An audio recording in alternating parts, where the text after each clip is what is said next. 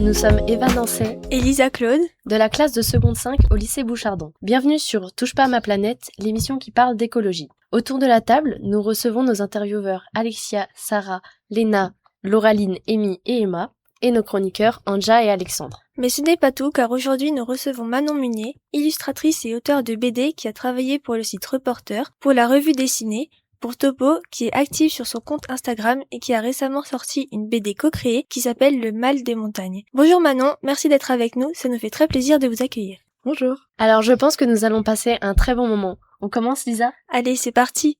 Je pense que nous n'avons rien oublié lors de cette courte présentation. Voulez-vous intervenir sur quelques points ? Non, bonjour, vous avez fait une très bonne présentation. Moi je travaille principalement sur de la BD documentaire et de reportage, en effet. J'ai été en fait active sur Instagram via un compte Instagram qui s'appelle Matin Quel Journal, qui est co-créé par les éditions d'Argo et en fait qui présente de la BD documentaire tous les matins, une dizaine de slides sur plein de sujets différents. Et j'ai fait plusieurs séries avec eux, dont un Marseillais au Groenland, où en fait on raconte l'histoire d'une expédition en voilier d'une équipe qui va de la Finlande en Groenland et qui nous parle en fait de questions écologiques au Groenland, dans la mer Arctique. Et voilà, donc on a fait une version papier auto-éditée de ce projet. Je vous conseille, c'est très très bien, bien sûr. Merci beaucoup Manon. Je vais maintenant laisser la parole à Alexia, Sarah et Léna. Merci Laura. Merci Lisa. Alors Manon, on a vu que vous aviez un compte Instagram et on voudrait savoir pourquoi vous êtes sur les réseaux. Je suis sur les réseaux parce qu'aujourd'hui, en tant qu'autrice BD, c'est un petit peu indispensable pour se faire voir. En fait, on demande très souvent aux artistes d'avoir une visibilité en ligne et Instagram, c'est un peu la façon la plus facile de le faire parce que c'est gratuit et c'est très répandu. Quasiment tout le monde a un compte Instagram, tout le monde peut trouver mon nom sur les réseaux sociaux et ça me sert de portfolio en fait, de vitrine pour mon travail. C'est pour ça que voilà, aujourd'hui je suis sur les réseaux sociaux. Pensez-vous que la bande dessinée est un bon moyen de sensibiliser les gens aux problèmes écologiques et pourquoi ? Oui, je pense que c'est un super bon moyen parce que ça ouvre une autre porte d'accès vers l'information, dont l'information écologique. Après, je pense que de manière générale, c'est très bien pour l'information, le documentaire, parce que pas tout le monde a envie de lire des longs articles, pas tout le monde n'écoute la radio, ne regarde la télé. Et la bande dessinée, c'est plus ludique, c'est peut-être plus facile à comprendre, avec les images qui vont avec, tout ça. Pour autant, c'est un format très mature qui permet à certains qui ne lisent pas ou quoi, d'accéder à de l'information d'une autre manière. Et l'idée d'accéder à l'information de plein de manières différentes, c'est quelque chose qui me touche beaucoup et je suis très contente de bosser pour ça. Est-ce difficile de travailler sur un même projet avec d'autres personnes ? Non, c'est pas difficile, au contraire, je trouve ça très bien parce que moi je suis pas experte sur des questions de documentaire par exemple ou d'écologie, c'est pas mon domaine d'expertise principal. Moi c'est vraiment la BD, donc c'est-à-dire la forme. Et en fait avoir quelqu'un qui est vraiment doué pour expliquer, c'est super parce que du coup on a chacun notre métier, on est chacun expert dans notre métier et ça donne des ouvrages d'autant plus complets et bien faits. On a eu l'occasion de lire 2 de vos BD, l'une sur Topo qui parle d'un plombier à vélo et Le Mal des montagnes qui parle des conséquences du réchauffement climatique en milieu montagnard. 2 BD avec un aspect très écologique. Est-ce votre domaine de prédilection ou d'autres domaines vous intéressent ? Oui, on va dire que les questions écologiques, c'est quand même mon domaine de prédilection. C'est avec ça que j'ai commencé à travailler dans la BD documentaire. C'est un sujet qui me touche énormément. Comme beaucoup à l'école, on en parlait énormément. Tout ce qui est question de recyclage, tout ça. Et ma vision de l'écologie, elle a quand même évolué depuis cette période-là, depuis l'école. Et en plus, moi, j'ai grandi à la montagne, d'où le fait que j'étais très contente de bosser pour le projet du Mal des montagnes. Et je l'ai vu de plein pot, l'évolution de la nature via le réchauffement climatique, la baisse de l'enneigement, la modification du paysage avec le réchauffement climatique, donc ça me tient vraiment à cœur. Il y a un autre sujet qui me tient beaucoup à cœur, ça va être toutes les questions féministes, mais ça c'est pour une autre interview. On a pu remarquer que les touristes avaient un impact économique négatif sur les montagnes. Qu'est-ce que vous ressentez par rapport à ça ? Vous culpabilisez ? Est-ce que vous êtes plutôt frustré ou énervé ? En fait, c'est une question très paradoxale parce que dans les années 70, le gouvernement a vraiment voulu pousser les stations de ski, toutes les zones de montagne, à développer le tourisme avec le ski de piste, l'hôtellerie, les restaurants, tout ça. Et en fait, depuis ces années-là, beaucoup de gens ont commencé à développer leur activité dans le tourisme. Et aujourd'hui, on leur dit, mais non, il faut plus faire ça, il faut qu'on arrête tout ça. Et oui, donc il y a une forme de culpabilité qui s'installe, mais en fait, il faut aussi tenir compte des réalités économiques des populations sur place. Alors, ça veut pas dire qu'il faut rien faire et qu'il faut pas changer, mais c'est juste qu'il faudrait des actions très concrètes pour garantir en fait aux personnes qui vivent du tourisme en montagne, du coup, qui polluent d'une certaine manière, un métier par la suite plus écologique écologique. Donc oui, il y a toujours des questions de les écologistes, est-ce qu'ils font culpabiliser les gens? Non, pas toujours. En fait, on est au courant aussi des questions économiques et de la vie de chacun et comment il faut s'adapter à ça pour ne pas imposer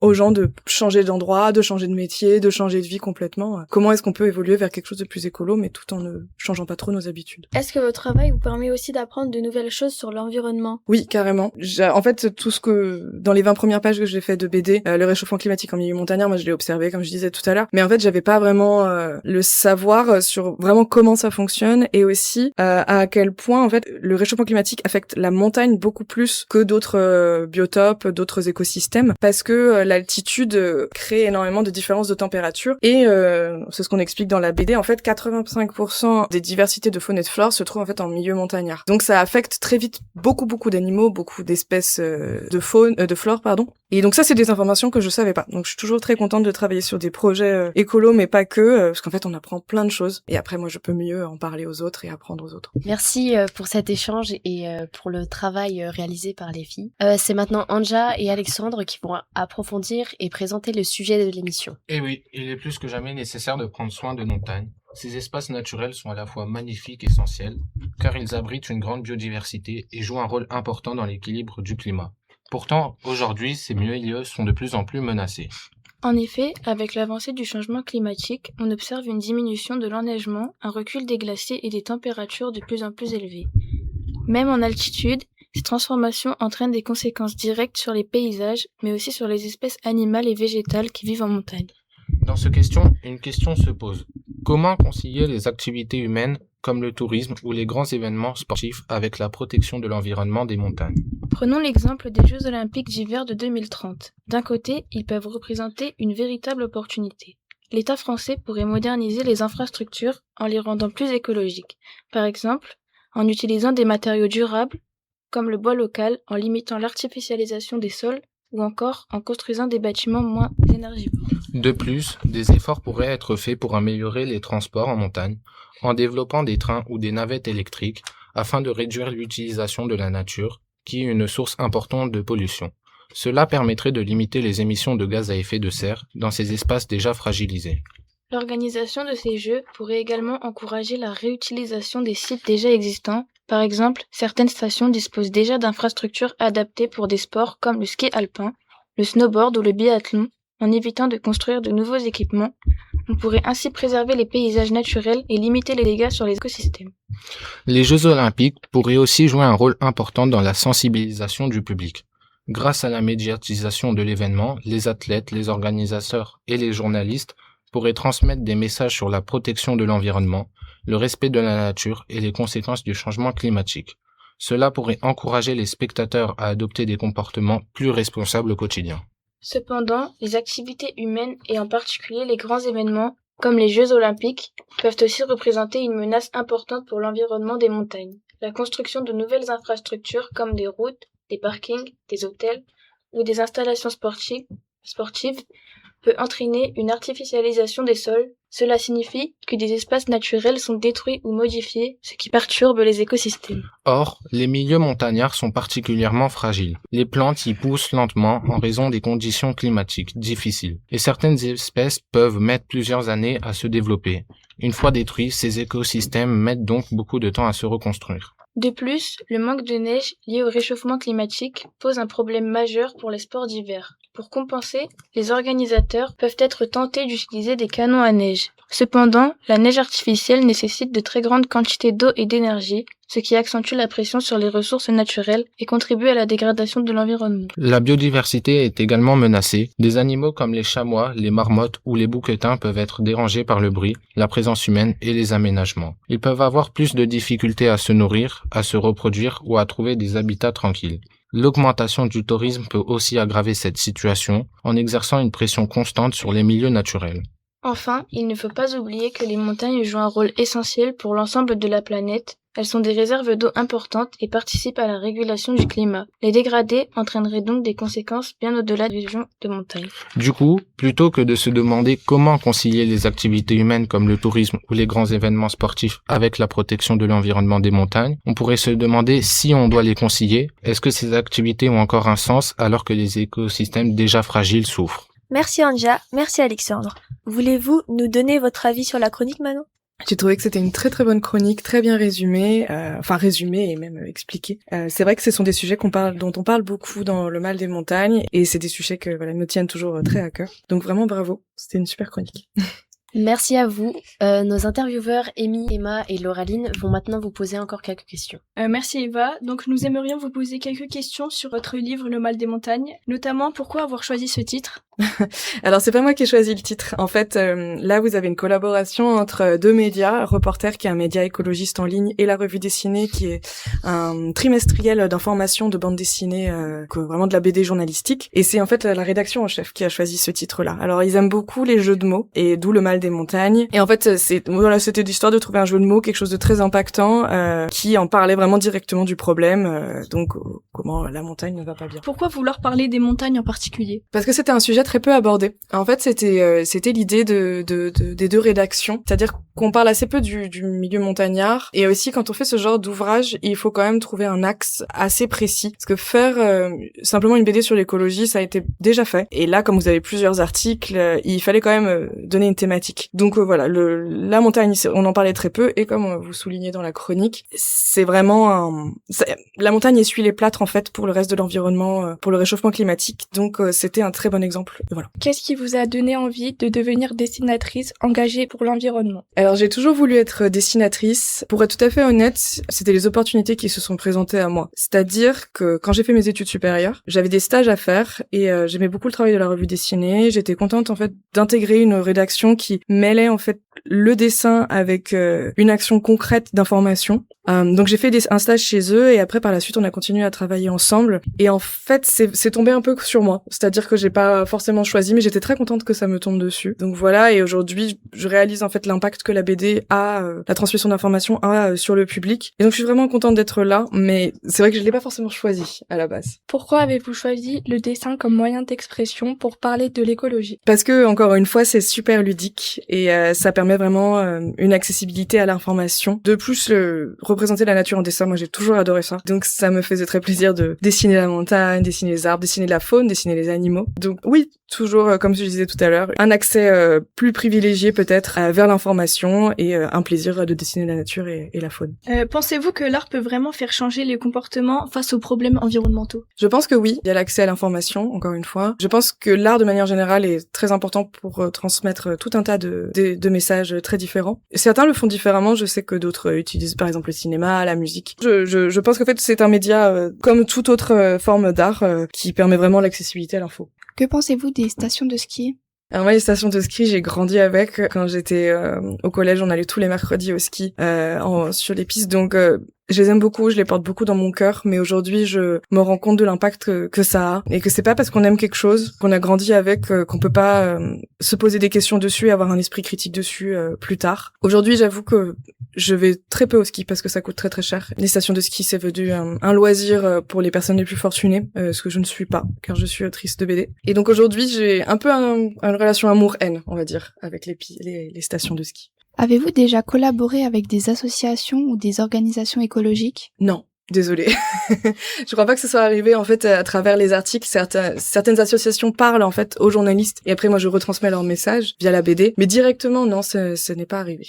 Selon vous, que peuvent faire les jeunes pour protéger le réchauffement climatique ?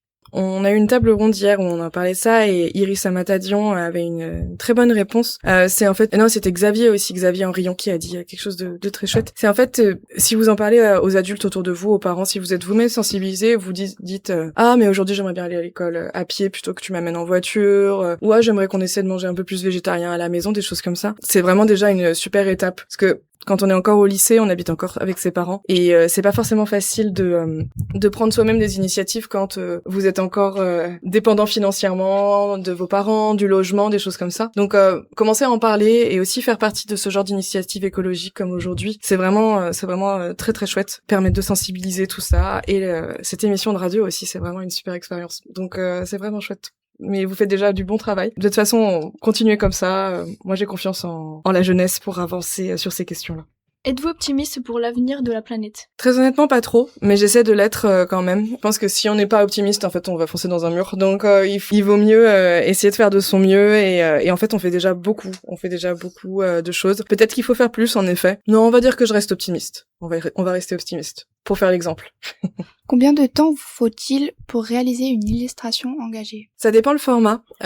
Si on parle de juste une illustration sur une page A4, par exemple, ça peut prendre, je dirais, ça dépend entre 4 heures et une journée, quoi. 4 heures et 8 heures une journée. Des fois, si c'est du travail beaucoup plus détaillé, on est plutôt sur 2 jours, 3 jours, une semaine, ça dépend des artistes. Après, pour ce qui est de la bande dessinée, par exemple, sur les 20 pages que j'ai faites pour Le Mal des Montagnes, ça m'a pris 1 mois et demi, on va dire. C'est-à-dire, vous avez un début avec du crayonné, du brouillon, un storyboard à faire valider, après il y a le trait, la couleur. C'est, 1 mois et demi, à raison de 35 heures par semaine. Quel message principal souhaitez-vous transmettre à travers vos œuvres? C'est une très bonne question. Je pense que c'est un message d'écoute, de collaboration, il faut travailler collectivement, ensemble. En fait, c'est un message il faut se rapprocher, il faut s'écouter, il faut aussi beaucoup d'inclusion. C'est très important pour moi de représenter une grande majorité de la population pour plein de raisons et transmettre l'information, l'inclusion, c'est vraiment des choses qui sont très importantes dans mon travail. Et je suis contente de pouvoir en faire mon métier parce que c'est pas donné à tout le monde. Et je suis contente de dire que j'agis à ma manière via mon travail que je fais tous les jours.